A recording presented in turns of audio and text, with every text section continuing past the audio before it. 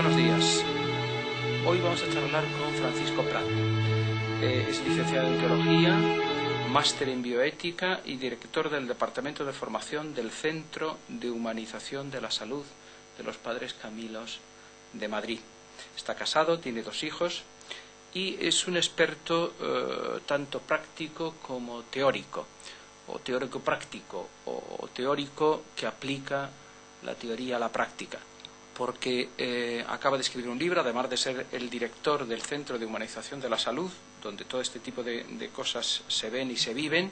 Al día acaba de escribir un libro que es el que ustedes tienen aquí, que se llama Bioética en Residencias, Problemas Éticos en la Asistencia a la Persona Mayor,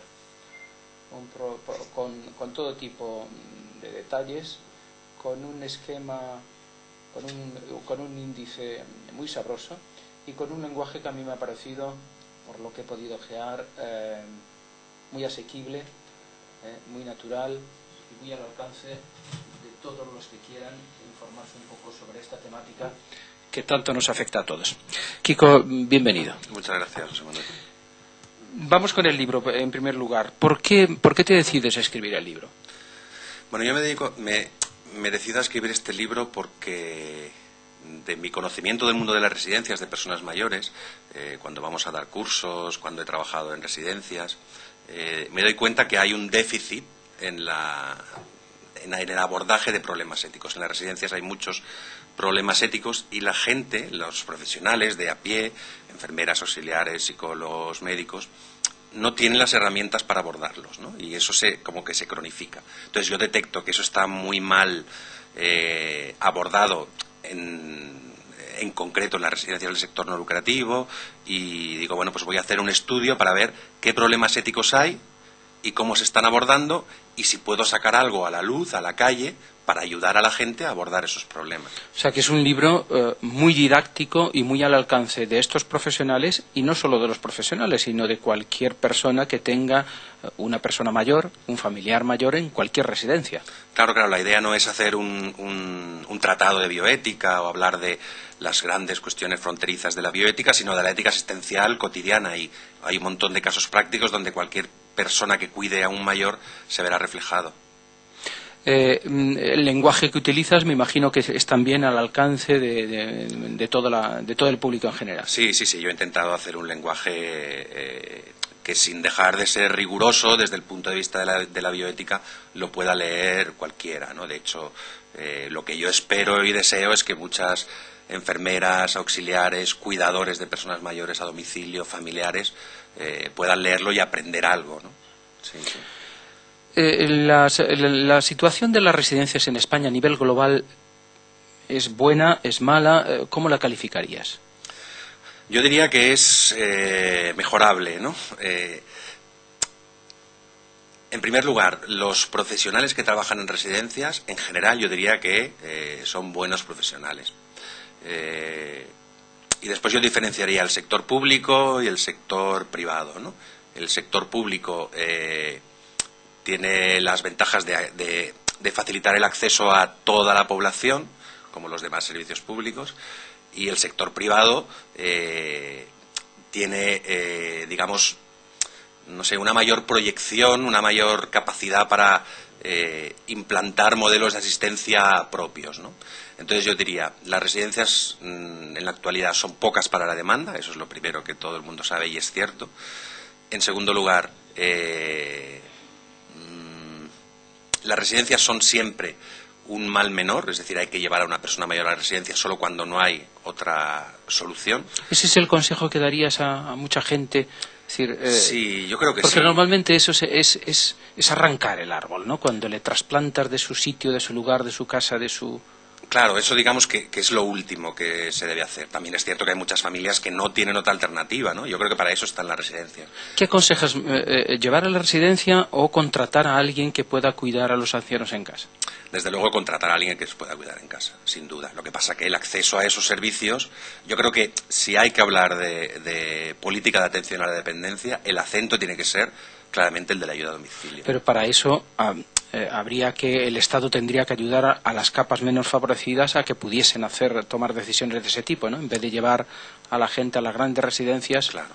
Claro, claro, efectivamente, porque si no, costeárselo del propio bolsillo, una ayuda a domicilio es muy, muy costoso. La mayoría de la gente no puede, ¿no? Por lo tanto, yo creo que hay que abogar porque los municipios, las comunidades autónomas, con toda la novedad de la ley de la dependencia, se ponga en marcha el que la gente pueda acceder a tener servicios en casa, porque todo el mundo, cuando nos llegue la hora de ser mayores y de depender de otros, preferiremos estar en casa a estar en una residencia, ¿no?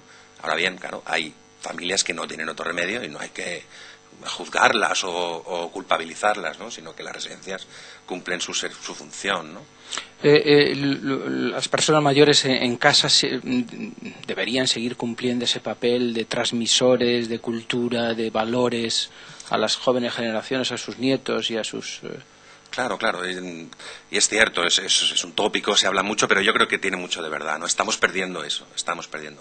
El valor de la persona mayor como referencia de valores, de una sensibilidad, de la sabiduría, ¿no? De la sabiduría que en otras culturas todavía se mantiene, pero en la occidental, como estamos inmersos en esta exaltación de la juventud, dejamos al abuelo aparcado, ¿no? Entre comillas, o bien en una habitación en casa, o bien en una residencia. Por un lado se la aparca y por otro lado algunos se quejan de que se les utiliza demasiado, ¿no? Claro, claro, esa es otra, está descrito en la literatura científica, el síndrome del abuelo esclavo.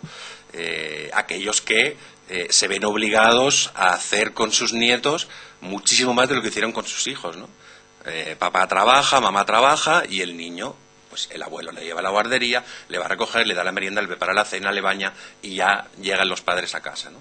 Yo creo que hay que, primero, racionalizar esta utilización de los abuelos. Es excesiva, ¿eh? Es excesiva.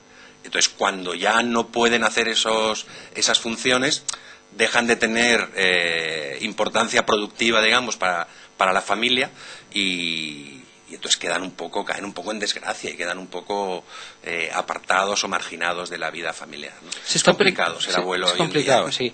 Pero se está perdiendo un poco esa compasión, digamos, que había antes. Es decir, quizás porque no se podía hacer otra cosa o quizás porque culturalmente estaba asumido. ¿Por qué se está perdiendo ese tipo de compasión? Bueno, yo a mis padres me ocupo yo como ellos se ocuparon de mí.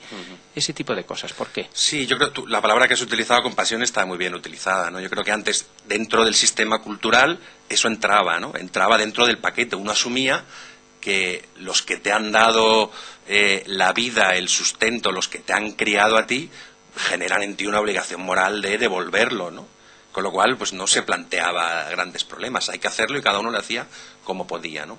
Ahora, en la cultura, eso de la compasión que tú decías, o la solidaridad, en general está como más devaluado, ¿no?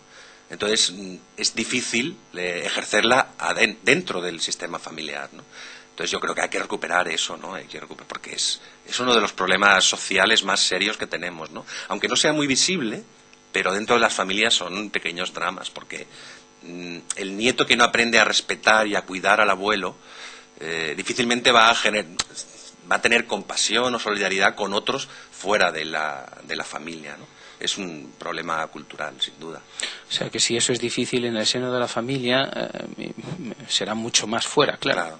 En el ámbito social, de ahí la escasez de solidaridad, me imagino. Claro, claro. Yo creo que ese sería el análisis así muy, muy esquemático, pero sí, es así. En otras cosas que eres experto en problemas de bioética y en problemas que están de actualidad, ¿qué opinas de la ampliación de la ley del aborto? Bueno, la ampliación de la ley del aborto es un problema que está planteado actualmente en los medios de comunicación social y a través de globos sondas del ministro Bernat Soria y declaraciones de unos y otros dentro de la refriega política, ¿no? Está siendo instrumentalizado para desviar el problema de otras cuestiones. Yo creo que debe plantearse con el mayor consenso posible. Hay cosas en las cuales no nos vamos a poner de acuerdo, gente que defiende el aborto libre, por así decirlo, el acceso al derecho a la interrupción voluntaria del embarazo, y gente que piensa que abortar no es un derecho de la mujer, sino que lo principal que hay que proteger es la vida del nasciturus, ¿no? No nos vamos a poner de acuerdo en muchas cosas. Perdona, en la despenalización estamos todos de acuerdo, quiero decir, en los ámbitos de Iglesia se considera que el abortar no debe ser castigado con la cárcel o no debe ser un delito, o ahí también hay discrepancias. Hay discrepancias. Hay grupos que absolutizan el valor de la vida hasta el punto de identificar o sea, que sería como un asesinato, ¿no? El que aborta está cometiendo un asesinato, y por eso debería ir a la cárcel. Eso es. Se penaliza a la mujer, se penaliza a los que facilitan el aborto, a los que lo provocan, y es todo blanco o negro, ¿no?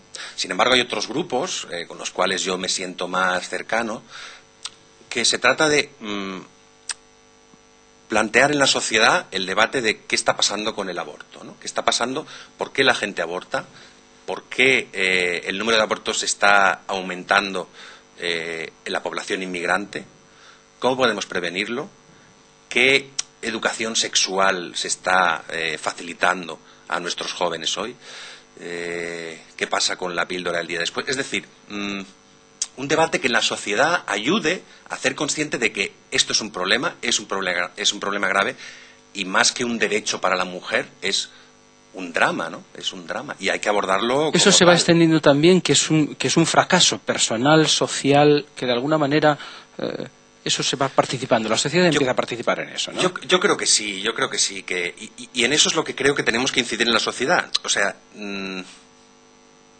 no discutir, perdóname la expresión, sobre el sexo de los ángeles, sobre si hay vida a partir del segundo día, del cuarto o del séptimo, ¿no? Porque probablemente aquí no nos vamos a poner de acuerdo, pero sí podemos ponernos de acuerdo personas que mantienen una postura distinta sobre cómo evitar, cuáles son las causas del problema, y esto es lo que la sociedad debe saber.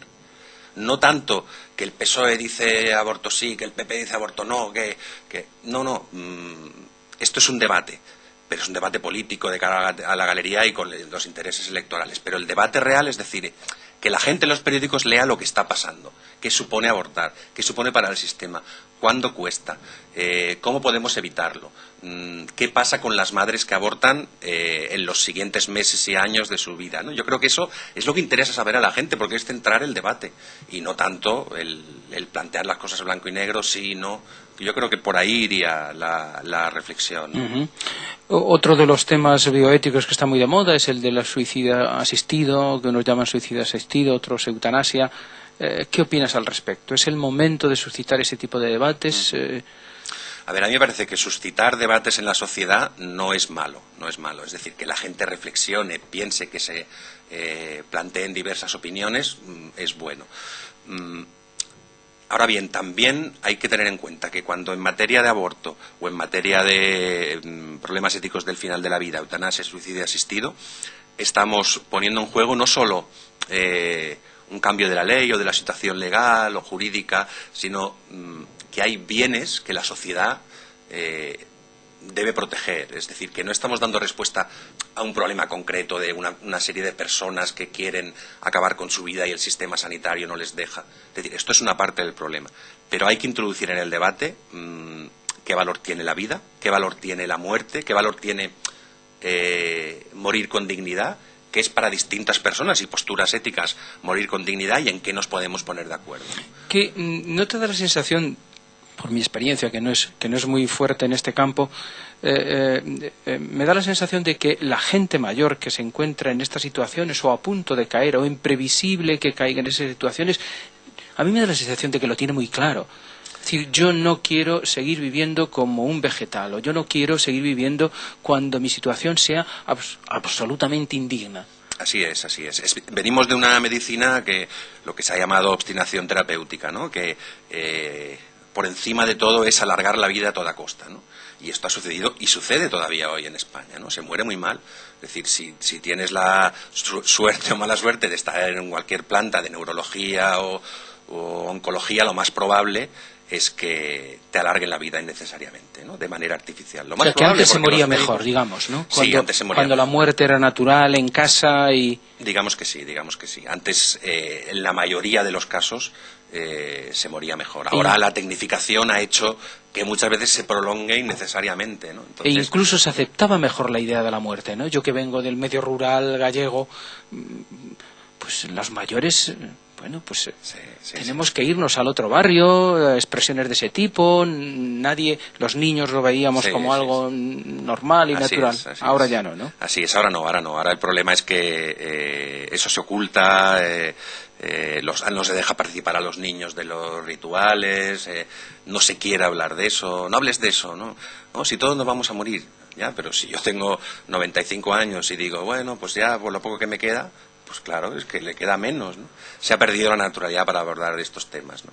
Y por eso el debate que tú comentabas de eutanasia y suicidio asistido hay que hacerlo y es interesante y habrá que ver si hay algunos supuestos en los cuales, cumpliéndose todas las garantías, pues la eutanasia o el suicidio asistido es éticamente aceptable, ¿no? Pero más allá de eso, es bueno plantearse qué tipo de muerte estamos promoviendo en esta sociedad, ¿no? Y estamos promoviendo una muerte, en general, más deshumanizada, ¿no? Más deshumanizada. Que es el debate de fondo, claro. Claro. La tecnificación que prolonga excesivamente la vida, ¿no? Y luego, por otro lado, está la promoción de la cultura de los cuidados paliativos, que ahí sí que se tiene mucho más claro que lo que se trata es de paliar el dolor, aliviar el sufrimiento que se pueda tener al final de la vida y acompañar en el tramo final de la vida, ¿no? En eso hay que incidir en la sociedad para que los cuidados paliativos se extiendan como un derecho de todos los ciudadanos, ¿no? La buena muerte, la buena muerte que rezábamos. Efectivamente, la buena muerte. Has escrito por ahí a propósito de la problemática de los comités de ética, la presencia de los sacerdotes en los comités de ética de los hospitales, y he leído algunas cosas tuyas que decías que es aconsejable, que los curas siempre han estado muy en sintonía con esta problemática, pero siempre que fuesen unos curas especiales, ¿no?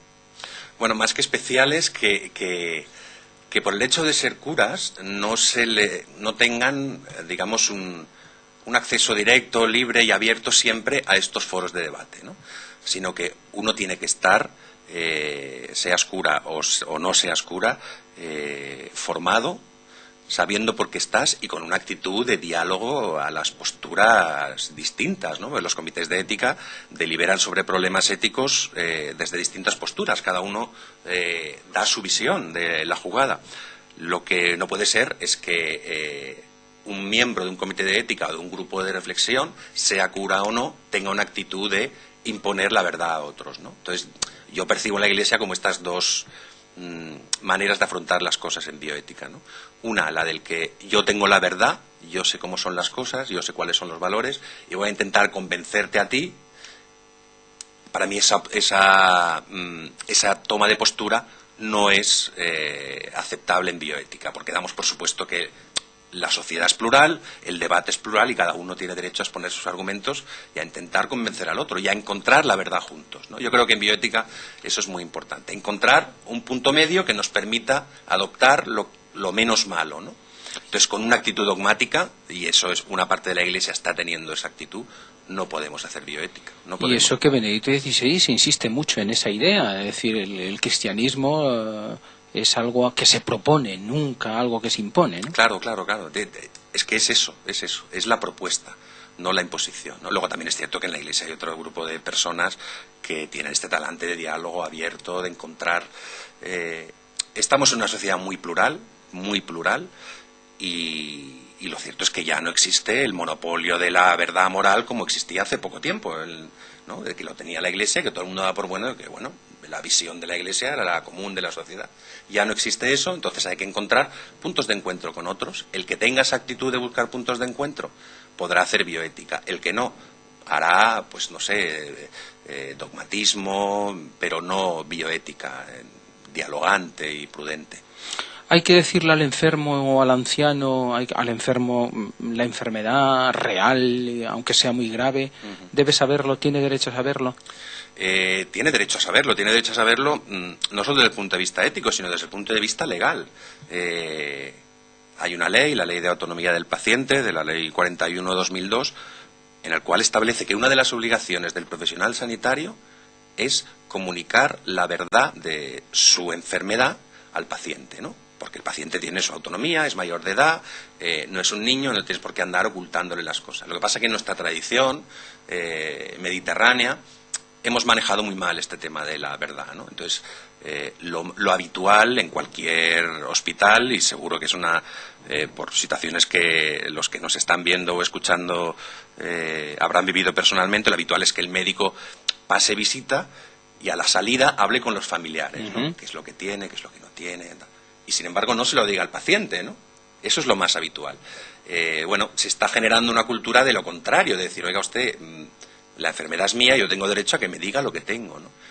Pero ¿qué sucede en España? Que la formación del personal sanitario en habilidades de comunicación es muy pequeña, es muy escasa, ¿no? Entonces siempre resulta más fácil para un médico hablar con los familiares que hablar con el paciente, ¿no? Porque se supone que hay que saber lo que el paciente quiere saber, ver un poco la verdad que puede aguantar, ver cómo dosificar la verdad, y para eso se necesita saber manejar la comunicación, ¿no? Y desgraciadamente en las facultades de medicina de nuestro país no hay ni una sola asignatura de relación médico-paciente, lo cual es curioso, ¿no? Es como si un comercial no tuviera una asignatura en su formación de relación con el cliente, ¿no? Pues no se entiende. Pues en medicina sucede, ¿no? Entonces, pues nosotros desde el Centro de Humanización incidimos mucho en eso, ¿no? En nuestros cursos, en nuestras jornadas.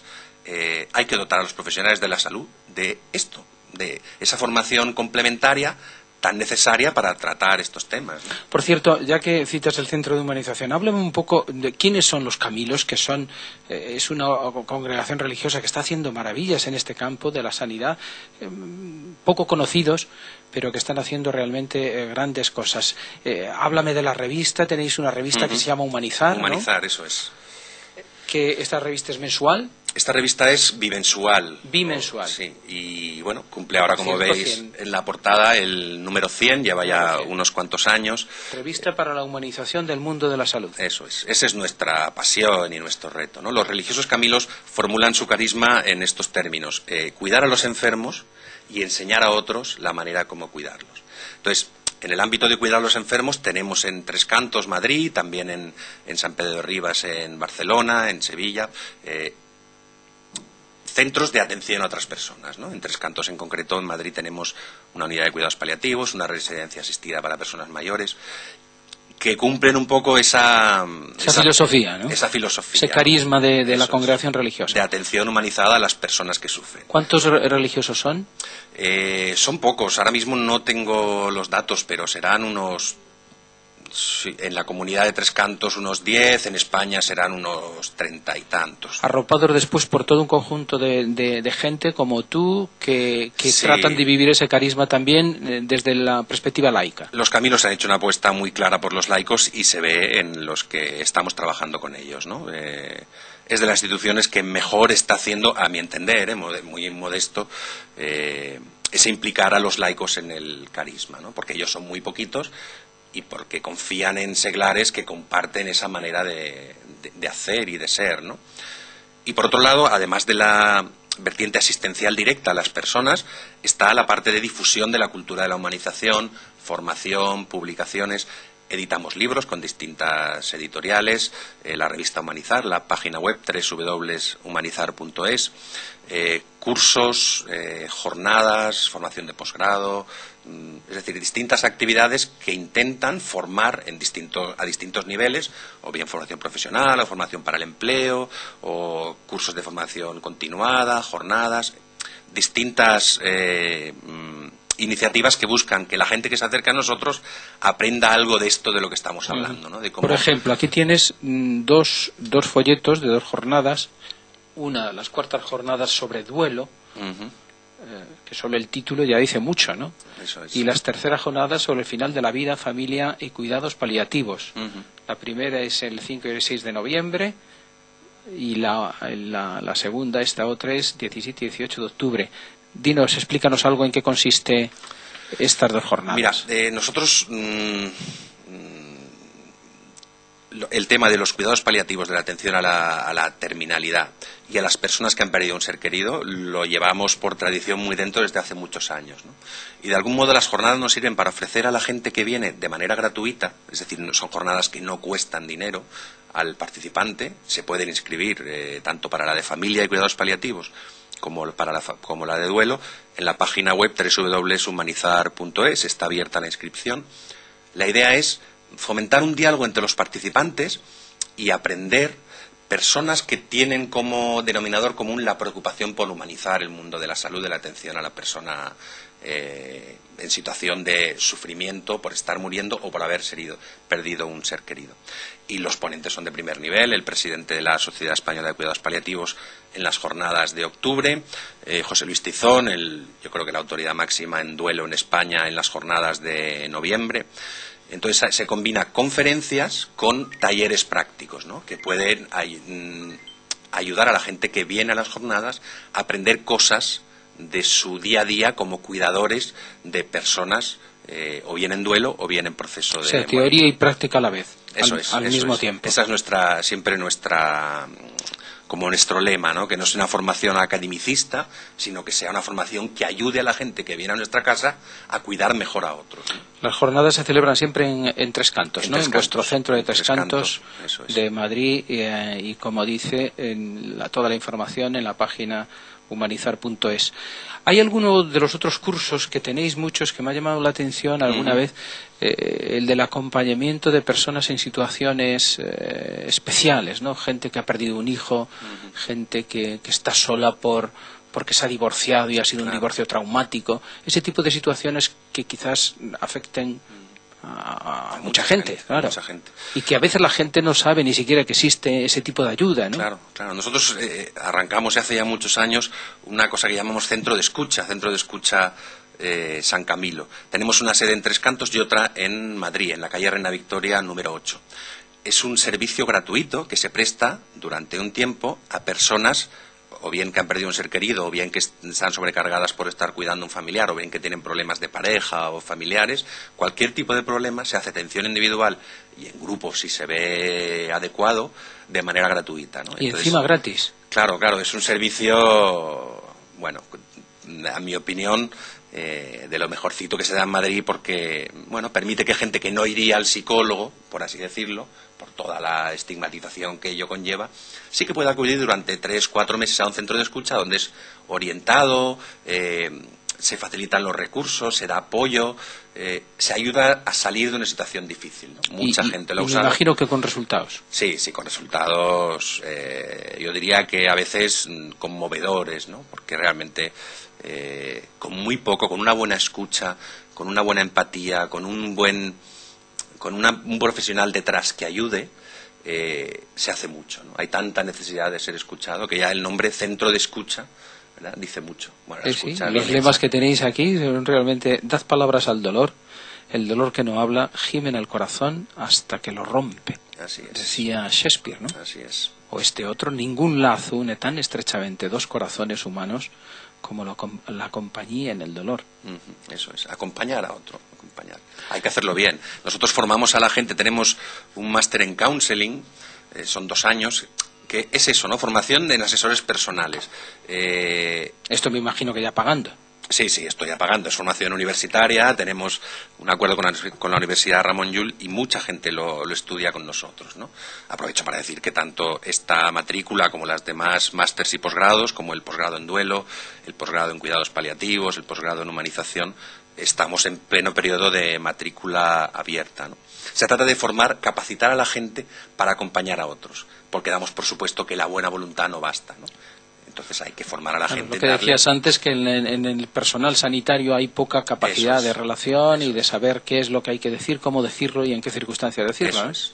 Y es curioso porque todo este tipo de habilidades, cada vez vemos que vamos llegando, que nos extendemos más allá del mundo sanitario. El mundo sociosanitario, entre nuestros alumnos hay profesores, maestros, educadores sociales, trabajadores sociales, es decir, el mundo social y el mundo de la educación, todo lo que tiene que ver con profesiones de ayuda a otros, se ve la gente que tiene esa sensibilidad, dice: ostras, me tengo que formar en esto, tengo que aprovechar mejor mis recursos personales de relación con la persona a la que atiendo, ¿no?